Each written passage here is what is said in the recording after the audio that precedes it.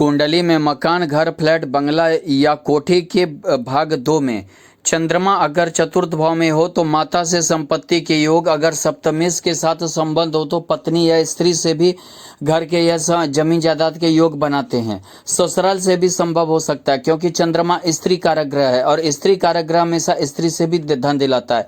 चंद्रमा अच्छा सुसज्जित छोटा घर हो लेकिन सजा धजा घर खोजता है, यानी बहुत ही अट्रैक्टिव थोड़ा सा चंद्रमा होता है, शौकीन होता है चंद्रमा और शुक्र।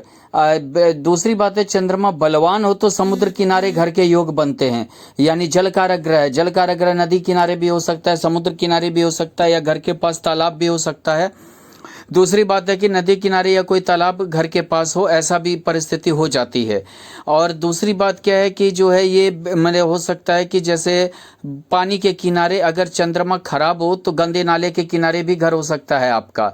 अगर चंद्रमा कमजोर या पाप ग्रह से दृष्ट हो तो नाला या गटर के किनारे घर होता है, यानी कि अगर राहु द्वारा दृष्ट हो या शनि द्वारा दृष्ट हो, ऐसा भी हो सकता है। चंद्रमा मंगल एक साथ हो तो चंद्रमा मंगल जब एक साथ रहेगा, योगकारी चंद्रमा और मंगल की युति अगर चतुर्थ भाव में हो तो बड़ा घर या मकान का योग बनाता है, यानी कि मंगल जमीन कारक ग्रह होता है।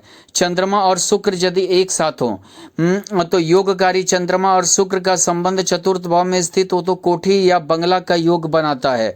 मतलब कि शुक्र और चंद्रमा अगर योगकारी है तो दोनों जो है बंगला या कोठी वगैरह का योग बनाएगा आपका। जैसे कुंभ लग्न हो, चतुर्थ भाव में चंद्रमा और मंगल स्थित हो तो कोठी का योग जरूर बनता है। यानी कुंभ लग्न अगर आप देखिए तो यानी कि वृष राशि का चंद्रमा उच्च का और शुक्र सौगृह, यानी कि आपको जरूर कोठी का योग बनाएगा।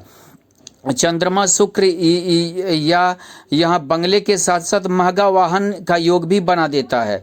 मतलब गाड़ी घोड़ा का भी आप शौकीन होइएगा, महंगा जो है आपके पास गाड़ी घोड़ा का योग रहेगा। चंद्रमा गुरु गज केसरी योग, यानी कि आपको गुरु हालांकि फ्लैट या महंगा फ्लैट वगैरह का योग ही करता है। गज केसरी योग यानी जीवन स्तर को ऊंचा करेगा। पॉश एरिया में महंगे फ्लैट का योग बनते हैं, महंगा घर महंगा फ्लैट का पॉश एरिया में रहने का योग चंद्रमा और गुरु बना देता है। अगर गज केसरी योग आपके कुंडली में किसी धार्मिक स्थल या मंदिर के पास बसने का भी योग हो सकता है।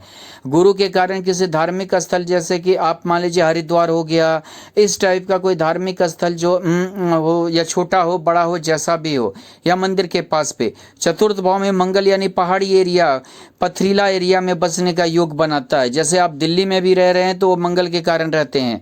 जमीन तथा मकान के योग प्रबल होता है।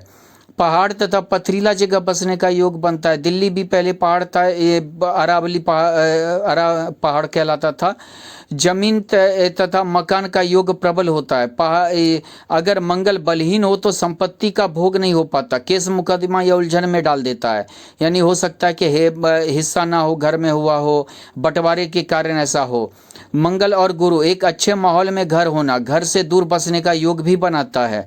आप घर से दूर बसने का आपका योग बनाएगा और थोड़ा शांति से गुरु के कारण आदमी रहना चाहता है। एक पहाड़ी या धर्मस्थली में बसने का योग बना देता है, यानी कि कोई भी धर्मस्थली भाई बंधु या रिश्तेदार के घर रहने का भी योग कभी कभी बना देता है। मतलब हो सकता है कि आपका रिश्तेदार के किससे इतना ज़्यादा प्रेम हो कि आप वहाँ रहने लगे। खेती संबंधी जमीन के भी योग मंगल बनाता है। मंगल और शनि दोनों बनाता है। खेती से संबंधित जो भी जगह है मंगल शनि दोनों बनाता है। मंगल राहु एक साथ अगर हो तो आप हो सकता है शमशान किनारे या रेगिस्तान में मतलब कि बसने का योग बनाएगा। निर्जल शमशान रेत या रेगिस्तान के करीब घर या रहने का योग बना देगा।